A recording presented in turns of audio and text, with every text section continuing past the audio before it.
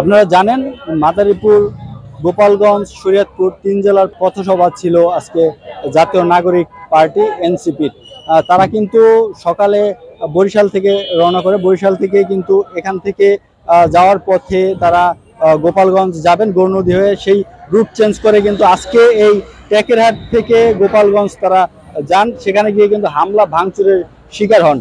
এই আমি বর্তমান রয়েছি মাদারীপুর জেলার রাজৌর উপজেলার টেকেরহাট বন্দরে। এই বন্দর এলাকা দিয়েই কিন্তু তারা আজকে গোপালগঞ্জে প্রবেশ করেন। দুপুরে গোপালগঞ্জে প্রবেশের পরেই কিন্তু ঘটে হামলা ভাঙচুরের মতো ঘটনা। সেখানে এনসিপি শীর্ষ নেতা কর্মীদের উপরে হামলা চালানো হয়। এই হামলা চালানোকে কেন্দ্র করে এর প্রতিবাদ জানিয়ে কিন্তু মাদারীপুর জেলা শহর টেকেরহাটে বিক্ষোভ সমাবেশ করেছে এনসিপির স্থানীয় নেতাকর্মীরা।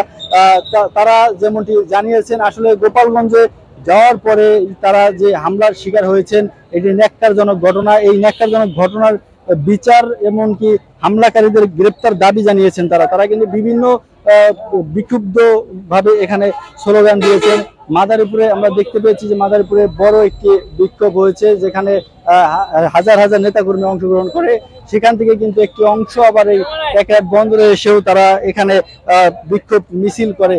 বিক্ষোভ মিছিল শেষে এখান থেকে তাদের কাছ থেকে আমরা যেটি জানতে পারি যে এই মাদারীপুর জেলায় যে পথসভাটি ছিল সেই পথসভা হবে কিনা সেটি কিন্তু এখনো সংশয় রয়েছে।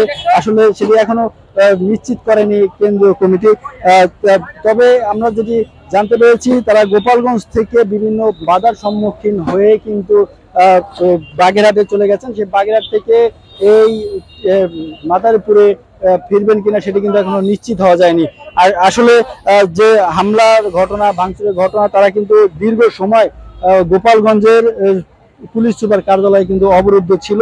সেই অবরুদ্ধ থাকাকালীন সময় কিন্তু তাদেরকে সেনাবাহিনী প্রোটোকলে কিন্তু সেখান থেকে উদ্ধার করা হয়, উদ্ধার করে বাগেরহাটের পথে নিয়ে যাওয়া হয়।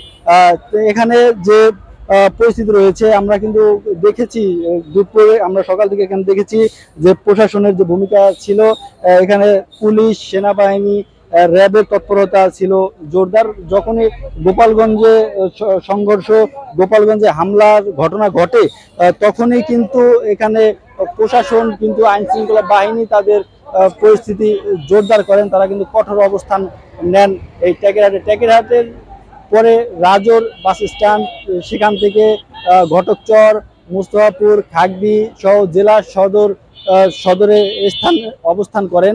তারা কিন্তু কঠোর ভূমিকা পালন করেন আর কঠোর নিরাপত্তা দেওয়ার জন্য কিন্তু জোর চেষ্টা করেছেন। কিন্তু গোপালগঞ্জ থেকে কিন্তু যখনই তারা আসতে পারেননি, এটা নিয়ে একটি ধোঁয়াশা রয়েছে আসলে এই মাদারীপুরে কি পথসভা হবে কিনা। তা আমরা আপাতত জানতে পেরেছি যে মাদারীপুরের পথসভাটি স্থগিত করা হয়েছে, তবে নেতাকর্মীদের পক্ষ থেকে এটি নিশ্চিত করা হয়নি। এই ছিল মাদারীপুর থেকে এনসিপির পথযাত্রার সর্বশেষ।